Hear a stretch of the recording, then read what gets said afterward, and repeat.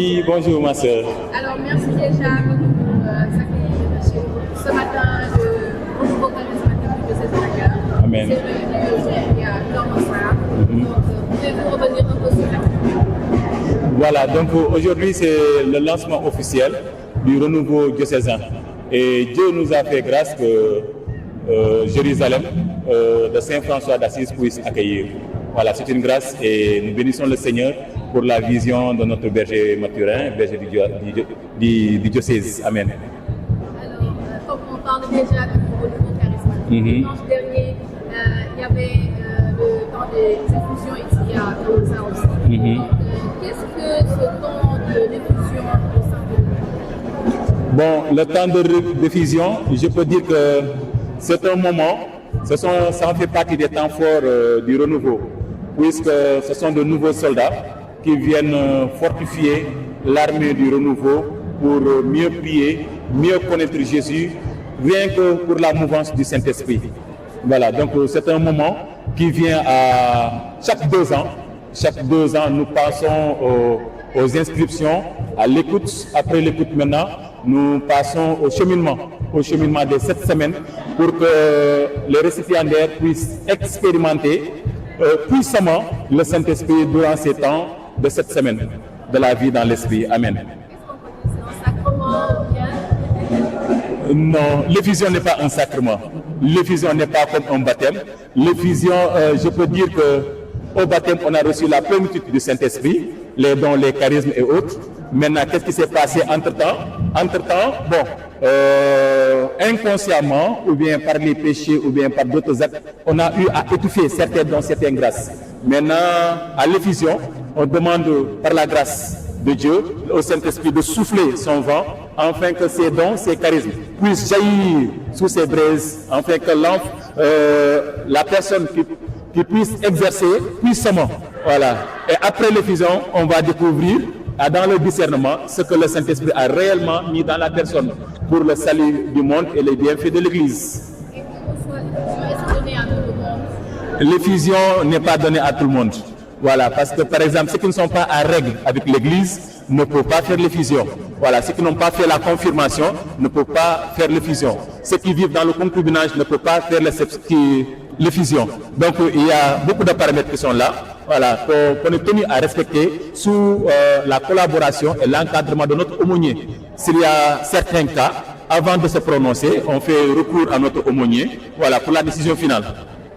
Et pour être membre du renouveau charismatique, est-ce qu'il y a des étapes à franchir? Bon, pour être membre officiellement du renouveau charismatique, il faut être effusé. Maintenant, les sympathisants, voilà, ce sont ceux qui viennent à nos assemblées de prière. On les considère aussi des membres du groupe, puisque c'est eux qui font vivre réellement le groupe. Voilà, mais l'exercice, voilà, dans l'exercice, il faut être effusé. Maintenant, il y a certains ministères qu'on accepte de nos effusés, comme le ministère de l'organisation et le ministère chant. Voilà, mais les autres ministères, le ministère de la compassion, le ministère d'intercession, sont des ministères qui demandent réellement, obligatoirement, voilà, d'être investis par l'effusion. Bon, je peux dire, bientôt j'aurai mes 15 ans. Bon, j'ai fait mon effusion en 2013. En 2013, sous la popole de la bergère Nicole VI. Voilà, que je bénis toujours sa vie et que Dieu continue de faire grâce dans sa vie. Qu'est-ce qui vous a marqué dans vous avez un témoignage fort à partager avec nous? Avec Un témoignage à partager avec nous? Bon, le témoignage que j'ai à faire dans le renouveau, c'est que le renouveau a transformé ma vie en fait. Voilà. Quand j'ai découvert le renouveau, je n'avais pas encore de travail. Voilà, le renouveau m'a donné le travail, le renouveau m'a permis de connaître réellement la vie dans l'esprit, de l'expérimenter. Voilà. Et une petite anecdote, c'est grâce au renouveau, mais il ne faut pas me tirer les oreilles, c'est grâce au renouveau que j'ai découvert le rosaire. Voilà, donc je fréquentais les prières, j'entendais souvent parler de Je vous salue Marie, notre Père par-ci, notre Père par-là. Voilà. Et quand j'étais accueilli au renouveau, il y avait un berger, le berger François, que je bénis sa vie. Donc il faisait des assemblées assez spéciales, des assemblées où il n'y avait que le rosaire. Donc là, je me suis habitué à découvrir les mystères, voilà, les mystères lumineux et tout. Et finalement, voilà, je suis devenu un amoureux du rosaire par la grâce de Dieu à travers le renouveau. J'ai pu expérimenter la puissance de la Vierge Marie, la puissance de l'intercession, surtout la marche dans l'esprit. Amen. Amen. Je ne vais pas trop abuser de votre temps. Juste un mot pour la fin. Nous sommes en période de carême, de prière et de partage. Peut-être un mot à partager avec les fidèles, à partager avec les amoureux du renouveau catholique. Amen. Bon, pour moi, le carême, c'est un moment d'élévation. Donc, avant le carême, on se prépare. Pendant le carême, on se met en activité. Donc, on se surpasse. On se surpasse. La prière qu'on avait l'habitude de faire, on augmente. Le sacrifice qu'on avait l'habitude de faire, on l'augmente. Voilà, la présence de Dieu, la contemplation, tout ce qui est bon en nous, on doit l'augmenter. Maintenant, après le carême, on maintient cela. Comme ça, la personne ou bien les connaissances qui nous avaient approchées avant le carême verront qu'après le carême, on a su grandir. Pas une croissance physique, mais une croissance spirituelle. Voilà, parce que nous avons su nous nourrir des fruits du Saint-Esprit tout au long du carême. Et cela, si nous le faisons chaque année, nous pouvons dire que nous allons nous parfaire d'année en année, voilà, vers la perfection divine. Voilà, donc ce sont des temps de grâce. Ce sont des moments de promotion où le Seigneur nous donne des bonus pour mieux avancer, voilà, vers lui et expérimenter davantage sa gloire, qu'il en soit ainsi aujourd'hui pour des siècles sans fin. Et Dieu vous bénisse puissamment, éternellement.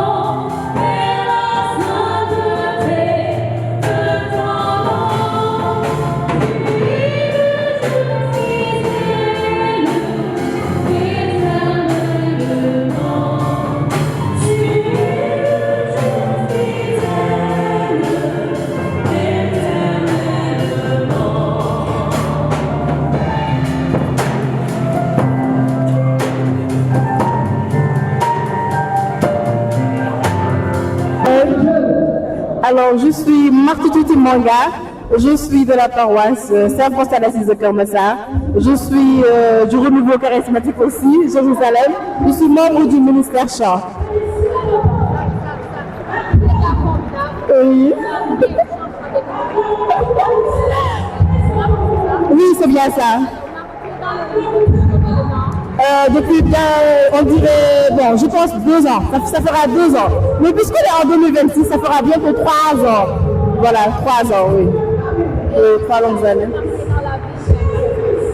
Bon, j'ai appris à mieux connaître mon Dieu. J'ai appris vraiment à louer, à adorer surtout, à demeurer dans sa présence tous les jours. Oui. Ah bon? Oui, oui. Merci, c'est gentil ça. Effectivement.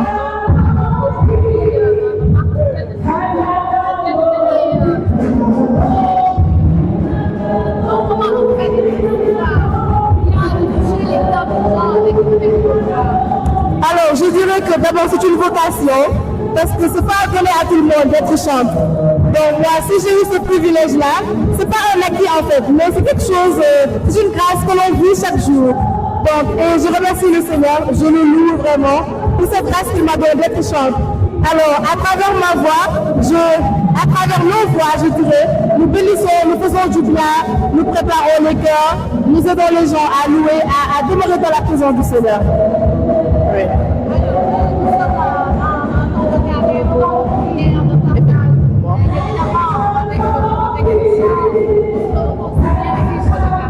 Oui.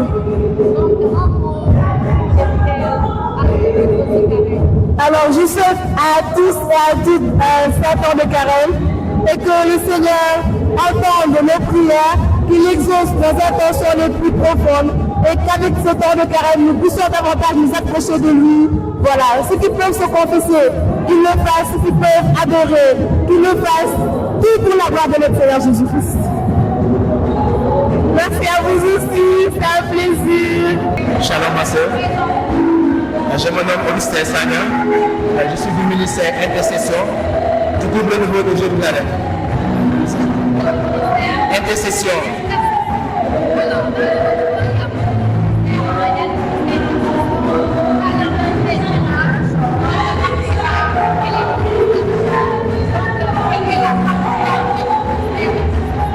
Alors le ministère d'intercession, c'est juste le premier rôle du ministère d'intercession, c'est de prier pour les âmes. Alors c'est d'aider au ministère dans les missions. Alors c'est de prier pour la nation, c'est de prier pour chaque personne. Alors un intercesseur a le souci d'abord du prochain.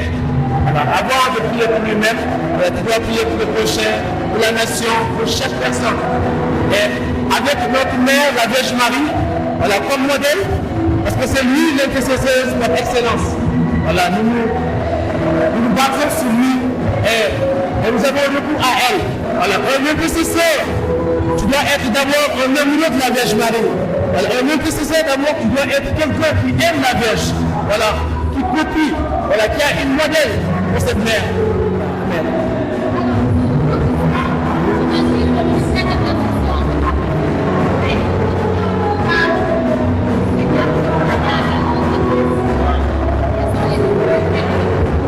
Alors moi de ma part j'ai dit, voilà, la même manière que Christ a fait pour nous, donc je ne vois pas aucune difficulté à exercer.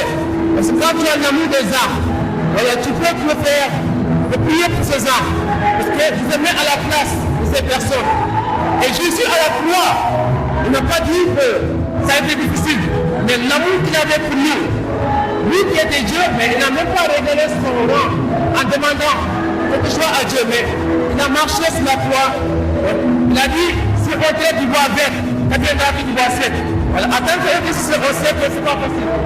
Mais pour l'amour pour Jésus, voilà, pour l'amour que Jésus nous a donné entre les mains, voilà, il est bon de prier de tout cœur, voilà, de voir cette compassion des âmes. Voilà, c'est ce qui me plaît sur l'intercession.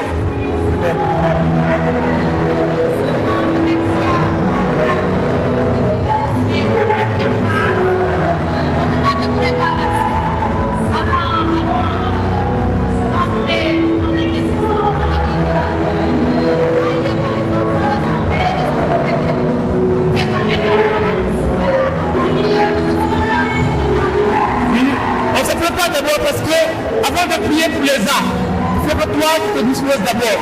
Voilà, il faut que tu aies clair d'implorer le Seigneur. Voilà, il faut que tu te mettes aussi en relation avec ton Dieu. Il faut que tu t'humilies. Donc à l'égard de Moïse, Moïse s'est humilié. Moïse a prié pour que l'Éternel puisse entendre sa voix.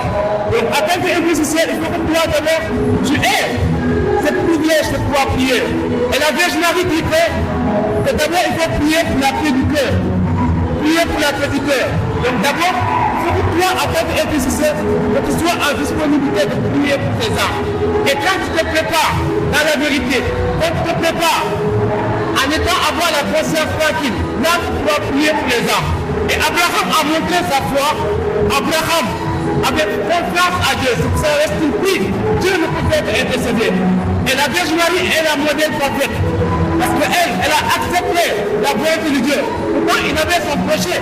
Mais il a mis ce projet à part pour accepter le projet de Dieu. C'est pour ça que quand elle prie, Dieu ne peut pas accepter. Amen.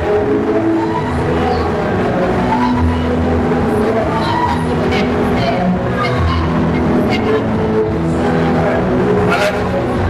Le mot que je dois Donc vraiment le Seigneur, nous donne d'abord la paix, que le Seigneur donne sa joie, et que la jeunesse que dans ce monde connaît. Un jeune chrétien qui n'est pas la Vierge Marie ne peut pas avancer dans la foi. Parce que Jésus, cherchant qu'il va partir, il a dit, voici ta mère. Et on connaît le rôle d'une mère. Le rôle d'une mère, c'est d'accompagner ses enfants. Voilà. Et moi, mon témoignage a donné que j'étais dans ce monde. Et j'ai accepté que je suis un pauvre pécheur qui cherche la place de Dieu. Donc vraiment, la jeunesse devient à Jésus, mais par Marie. Par Marie. Jésus sait pourquoi il nous a donné la Vierge. Parce qu'elle est la modèle prophète. Elle a dit oui à Dieu. Elle a accepté. Elle a souffert. C'était elle qui est la première à porter sa croix. Donc vraiment que nous revenons au Dieu. Et que nous sommes seuls et lumière de cette nation.